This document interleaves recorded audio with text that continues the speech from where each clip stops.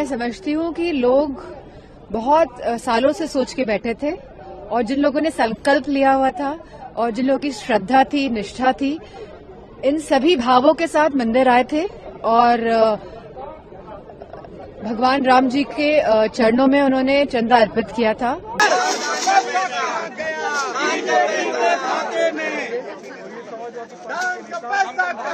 अखिलेश जी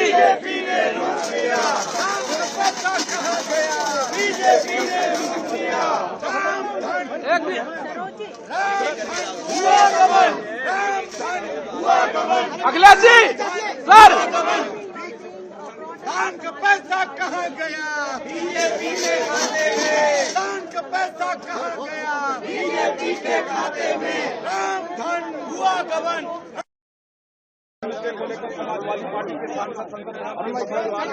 क्योंकि लोग बहुत सालों से सोच के बैठे थे और जिन लोगों ने संकल्प लिया हुआ था और जिन लोगों की श्रद्धा थी, निष्ठा थी, इन सभी भावों के साथ मंदिर आए थे और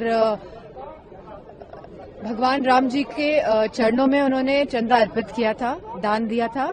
लेकिन कहीं ना कहीं भारतीय जनता पार्टी के लोग और उनसे जुड़े हुए जो उनके संगी साथी हैं, उन लोगों ने इस चंदा को भी पूरी तरह से हजम करने का काम किया है।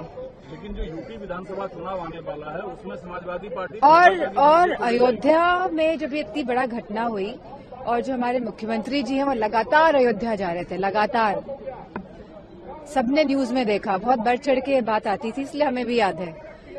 तो आखिरकार ये हमारे उत्तर प्रदेश के मुख्यमंत्री का भी दायित्व बनता है कि वो बताएं कि इतनी बड़ी चंदा चोरी आखिरकार कैसे हो गई। उन्होंने एसआईटी जांच करा तो दी। एसआईटी जांच तो 2 साल पहले भी हुई थी, जहां जमीनों में इतने घपले हुए, जो 2-2.5 करोड़ की जमीन थी उसको 16 करोड़ में बेचा गया और एक जमीन और सस्ती थी उसको कम से कम 24-25 करोड़ में बेचा गया। तो 2 साल पहले की एसआईटी का क्या निष्कर्ष निकला आज तक ये सामने आया है। तो ये जो एसआईटी कमेटियां गठित करते हैं ये खाली खाना पूर्ति के लिए करते हैं गठित, जिससे कि लोगों का ध्यान भटक जाए कुछ सालों के लिए और मुद्दा समाप्त हो जाए। समाजवादी पार्टी ही यहाँ अकेली थी जो इस मुद्दे को जोर शोर से उठा रही थी। सहयोगी दल खासकर कांग्रेस जो आधी सीट मांग रही है, जो महत्वपूर्ण मुद्दे हैं समाजवादी पार्टी पूरे जोर शोर से उठाने का कार्य करेगी, काम करेगी। क्योंकि हम विपक्ष में हैं तो हमारा क्या कार्य है? हमारा यही तो कार्य है कि जो बातें हैं, जो हम देख रहे हैं, जो जिस परिस्थितियों से देश आज गुजर रहा है उसको सामने रखने का ही हमारा दायित्व है। और प्रभातखबर.com, विश्वास वही, रफ्तार नहीं। प्रभातखबर.com, विश्वास वही, रफ्तार नहीं।